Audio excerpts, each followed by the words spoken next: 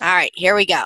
So I appreciate you guys coming onto this call. I know that this is not the most convenient time for you guys to jump on the call, but I'll tell you, it is working great for me, and I get a great turnout because I just seem to attract you guys with kids and stay-at-home moms. Whereas Lindsay, I know a lot of your team works. So I appreciate you getting on the call. I appreciate you listening to the recording, and I'm just excited to share the content. And I want to take a moment to welcome um, the leader of the Sweet Elite, Lindsay Caterino. She's 9-star qualifying, 1 star in her second business center, 3-time elite, Millionaires Club, and my personal big fish. Um, my name is Rebecca Bain. I have been a coach for almost 5 years in July now. I have 5 kids, and they range in ages from 9 to 4 months. So you get a very big gap of difference between Lindsay and I, but you're going to see a lot of our similarities too as we share today. Um, we were actually roommates in college. We participated. Or we parted our ways after college. We never really connected, but through the power of social media, we were able to reconnect years later. And Lindsay was one of the first people that I invited to a challenge group and then the coaching opportunity. And we really weren't all that different. You know, she was making her way through school at the time, piling up more debt as it was. She was an accountant. She really had no training in sales. She was just, pretty much crunching numbers at a desk, which is, I have to add, slightly better than the fridge degree that it took me 5 years to earn. Um, I think when we got on Facebook, both of us had less than 200 friends on Facebook, so no idea what we were doing there, no kind of training on building social media. So any of you who know Lindsay or if you followed her on Facebook, you kind of get the sense from her that being strapped down at a desk job for the next 40 years probably isn't going to suit her style. She is an explorer and an adventurer, and I've heard her say before, stop calling this a at-home business. I do not work at home. I travel everywhere. So Lindsay has a really funny perspective of how I invited her into this opportunity. I'm going to let her share that with you. Apparently, my invite made a really big impression on her, and hearing her tell the story, I'm honestly looking back, I'm not sure if she just joined my team out of pity. So, our ultimate goal here today is to kind of help broaden your vision of who you attract in this business and not to be so caught up in the hard sale or the success club points that you miss out on someone who is really going to help you build this business. There's 2 common things that we hear from our coaches. One is, I just want to help people. I'm not in this for the money. And the way I've always kind of viewed that is a cop out. I mean, that might stab a little bit, but really what's happening here is it's an excuse so that if we do fail, it's like, oh, we were just doing this to help people. And then we have the flip side that you have the person who, isn't going to help people if they don't buy from them directly. So if they don't get a challenge pack sale, if they bought it through Amazon. So if you aren't willing to give your time and attention to someone just because they don't purchase a challenge pack, then this call is really going to open your eyes. And keep in mind also that some of you aren't intentionally ignoring those non-customers. It could have been as simple as them saying, I already have P90X, and instead of you offering that help to them or getting them into a challenge group, you just kind of move on. So today, Lindsay and I want to share a little bit about how to refocus your attention on serving others rather than the hard sale.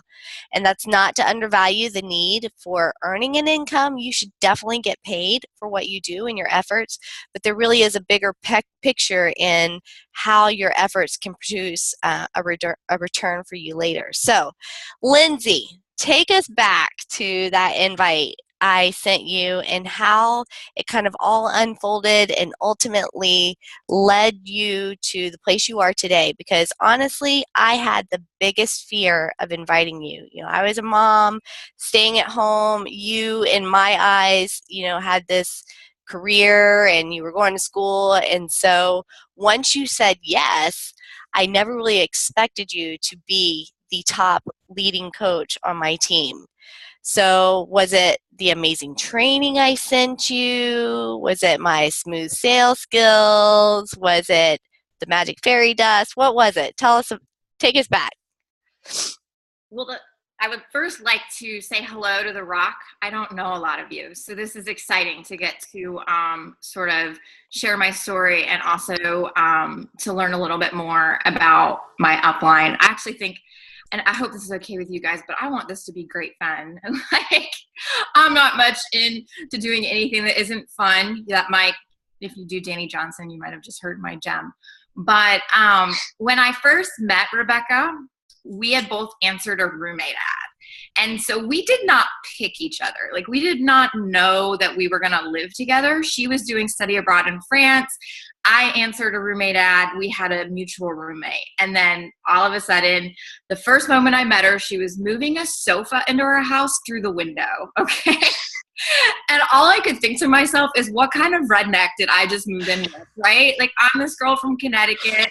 I've not lived in Charleston long, and we are legitimately, if you've met Rebecca's family, they're very country, and they have 2 windows open, and they're moving the sofa in because it's more convenient that way. So that was sort of the start of our relationship. You can't leave out the fact how ugly the plaid was either. It was not the best sofa, okay? We did not have some super swanky place. Raise the volume. I'll try to talk closer to my computer, Lisa. Let me know if it's an issue.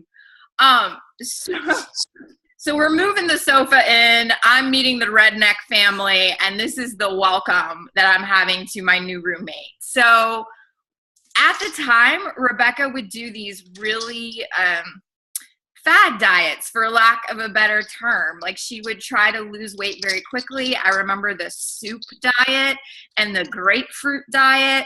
And so I never really thought I was going to learn health and wellness from this girl. Like, in fact, I thought that, you know, I would learn the opposite from her. She was the queen of quick fixes. And so, you know, that's something that I think you need to know about her.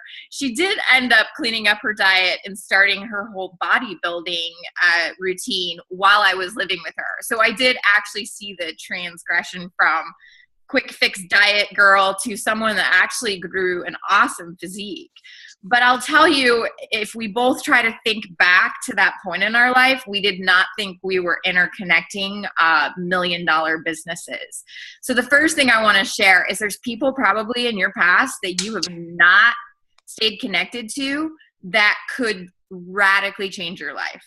And it does, like she said, she was terrified of reaching out. We had not stayed connected. So it's not like we were sending Christmas cards every year. This was a relationship that had stopped. And it came back around when she did friend me on Facebook, which is probably because she was prospecting. And I happened to get my hands on a copy of Craigslist P90X, which was all prior to her inviting me. So at the time, like she said, I was finishing up my MBA. I was going through an executive program at Arizona State University. I was a senior accountant at the time, holding a kind of like a supervisory position, and I was being groomed for the director of finance. I was someone that wasn't going to win any awards for being fit. I, as my best friend Aubrey calls it, spent 10 years skinny fat. I always had just those trouble areas. Does anyone on the line have those trouble areas that you just wish you could just cut off? I had those, and it was getting kind of worse as I aged. And so for the first time in my life, I had to accept my fate that I had to do a workout. Now, why I would pick P90X as my debut for fitness, I will never know. That is the dumbest idea that I think I've had in 5 years, but I gave it my all. I have to say there was something about it that spoke to me and said, if I'm going to do this, I'm going to do this all in. I am not going to, pussyfoot around. I am going to do this hour to an hour and a half a night workout while doing school, while in this position, being someone that, and I still to this day don't really like fitness. You don't have to like fitness to be a Beachbody coach, because I am living proof. But I did my first workout. It was core synergistics, and I lasted about 30 minutes before I threw up. So if anyone threw up during their first Beachbody workout, I did too. And it was definitely not my favorite moment in my life. But it showed me I had a huge journey ahead of me. Huge journey. Rebecca first reached out because I used Facebook as an accountability tool. I didn't know anybody crazy enough to do P90X. My friends, when we'd go out to dinner, would eat double fries and we would share a dessert. And this P90X thing sounded crazy. So I don't know if you have a household filled with fit-loving people, but I didn't. And if I didn't have an accountability group, I would have never made it through. So I initially started just by making posts on Facebook. And I was like, okay, P90X, day 5, going to do it now. And something about that made me go do it because I didn't want to look like a loser in front of, I don't know, strangers. How does that work exactly? But it worked for me. And soon all these people would ask me about P90X. Like they would see me around town, grocery stores. It started as jokes, and then they kind of realized I was still doing it. So Rebecca started checking in and asking me about my journey. I think initially because she was actually trying to decide what program she wanted, because there was a period of time that you didn't say yes to Summer right away. That's right. You're right. I forgot about that. So initially, I think we were actually sort of talking as two friends that were like, you were thinking about Chalene Extreme, you were thinking about P90X, and I was sharing my P90X experience with you. So when she actually became a coach, that's when she invited me into Summer's P90X challenge group. And it was completely free. I was not going to buy anything. And that's something that often annoys me with my team. Because if someone has grandma's copy of Insanity because she bought it late night on an infomercial, let her use it. For Christ's sake, like if they already have a product, they're probably not going to buy another one. And that was my story. My Craigslist copy was working just fine. And I wanted to complete the damn thing. You know, it was important to me to get through and actually deliver on buying that product. And so she invited me into the challenge group. And I have to say, it was a turning point for me. I was busy and I hated fitness, and I especially hated Tony Horton's jokes. And, you know, but there was this part of me that had to find the inner strength to complete the journey, to come through the 90 days and to say that I did it. And the people in the challenge group were those people for me. They were a new social circle. Even though I wouldn't have called them all friends yet, they were people that I looked to their post for accountability, and also to be able to sort of have those moments where you want to be on the sofa and eat the pizza instead of do core synergistics because it sucks, and go, well, she did the workout, so I'm going to go do it too. And Rebecca was great about checking in. I think I heard from her once a week at least. But then she started asking me about the coaching opportunity. I had every excuse you've ever heard and probably 3 more. I was, quote, too busy. I don't have any time. I'm not a fitness person. I'm not fit.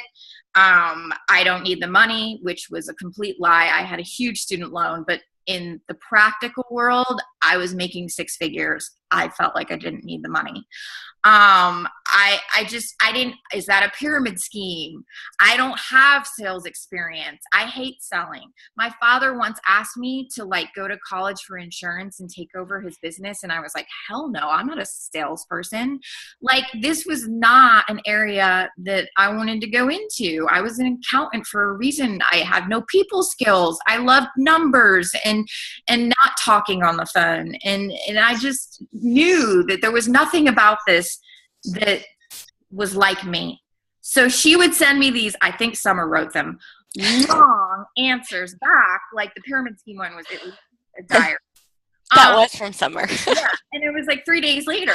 So I knew that like it wasn't a quick response, and then it was really like it didn't really answer my question. But it was all a lot of information. But that again, it was her follow-up that kept me working with her. And I never really felt like I was in a sales cycle. I felt like she was trying to genuinely help me, though some of the responses to me were odd, like when you get like, I don't know, a 17 paragraph thing in response to, is that a pyramid scheme? It feels odd, you're like, a paragraph would have been, good. So I did end up losing 10 pounds with P90X, which was pretty much an act of God. I completed the program in 95 days, and I ended up signing up as a coach without telling her, not because I wanted to be a coach, because I had no interest, because I wanted to buy Rev apps. And I was a military spouse, and I knew I could get 25% off. So that was basically the only thing I heard out of the 4 months of her prospecting me. And so I filled out the paper application, and I logged in, and I bought the Rev apps, and then I went inactive. And I know it drove her completely insane, because it was like, hey, you want to do some training? And I'm like, no. Like, do you want to buy Shakeology? No. She sent me samples, and I'm like, no, that stuff's $129 a month. Are you joking? Like, no interest. But I had a huge turning point in my life. And have you ever had a moment that you look back at and it was completely miserable and you're so glad it happened? So my husband at the time, I am single again, but at the time lost his job.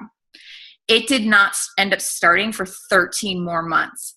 And I had more month than money all of a sudden, if you can relate, where the bills keep coming and the money's gone. And you're like, oh no, what am I going to do? And so Rebecca had said to me, well, in December, I made $100. And I thought to myself, $100 would pay for some of these things. And $100 would be some minimum payments on some things I can't afford right now. So I sent out an email to like 13 friends, and I was like, hey, so you know how I just completed P90X? I want to do a support group like I was in and try to support you through a similar fitness journey. My debut is January 1st, which is kind of a cool day to start your Beachbody business, but most of them jumped on. In fact, when they said yes, I didn't even know how to ring them up exactly. Like I literally had done no training. And so I had to get on the phone and like figure out like, so how do people buy stuff? Like I didn't even know. But that first month I ended up making $500, and it was mostly warm market. It was just kind of reaching out to friends, but that caught me. I thought to myself, you know what? I am ready to give this an honest shot. $500 paid a lot of bills that month. And so the best advice that I can give from my story is don't rule people out, because maybe they just haven't seen the light yet. They haven't had that moment. And a couple things that she said to me months earlier were the things that tipped me into action. The $100. And I know for a lot of you, 100, you're like, I didn't make Lindsay, you make $1 million last year. Like, well, I made a Millionaires Club, but I made a lot of money last year. I don't make money like that. I can't tell people what I earn. $100 is the only story I needed to be here. And I was making 6 figures at the time, but $100 was like a little life raft for my bills. And then as I started to hear stories through the team calls, and one thing I always tell my team is send the team call recording to your discount coaches, because you never know what they're going to hear that's going to inspire them to action. Summer did a call, and I didn't listen to a lot of Summer's calls, but in the beginning I listened to one, and she talked about setting goals and doing the Chalene Johnson push training. And I probably only got through like the first week, but I did set goals. And the number one goal I set was to be able to travel the world. And at the time, I didn't even have a passport. It was crazy. I'm like, travel the world? I can't even pay off my debt. But you know what? That stayed with me. I wrote it all out. I was diligent, and like Summer let me talk about it on the call. And so then I really embarrassed myself because I told my whole upline, I wasn't even Emerald, that I was going to travel the world. And I'm like, wow, I just kind of set the bar a little higher than pay, $100 in bills. But the first thing I found when I cleaned out my desk, when I quit my job, it was 16 months into coaching. I had replaced my 6-figure income. I was number 9 on the leaderboard. The first thing I found in that desk drawer was that thing I had written out for Summer that explained how I was traveling the world. And I had just gotten my passport, and I was headed to France for a month to celebrate the fact that I had left my job, my soul-sucking accounting job, so that I could go home and I could make my own hours and I could do life the way I wanted to do life. And I enjoyed France. In fact, I couldn't find Wi-Fi anywhere in that country. Have you ever been to France? They don't like Wi-Fi there. Like they're too busy drinking. But, I still got paid like $20,000 that month, and my team never heard from me. Like I was witness protection program because I couldn't find Wi-Fi. So my life has changed a lot, and I thank Rebecca for being persistent. And no, was she suave? No, her sales skills needed a lot of work, and I'm sure that they have totally gone up since she's a multi-6-figure earner today. But she was persistent, and she was kind, and she was willing to serve someone that did not understand what she was offering. And it took me about 6 months to even get why I would do this. I think she knew I was the kind of person that would work really hard, but you don't work really hard on things you don't even see any value in. And so you might have someone that it's really into fitness, or just maybe they're a great networker. I was a natural networker. I am a painful introvert, but I never forget anyone's Christmas card. I send flowers more than, anyone Like I've always been thoughtful. And so when I reached out to my warm market and I said, I'm doing this new thing and I don't know anything about it, but will you do this with me? I got so many yeses. So don't rule out extreme introverts. They might be great networkers. It's unrelated. But be persistent in giving them those little bits of information about how your business is going. If she just sent me a bunch of crap from the Beachbody website, I wouldn't be here today.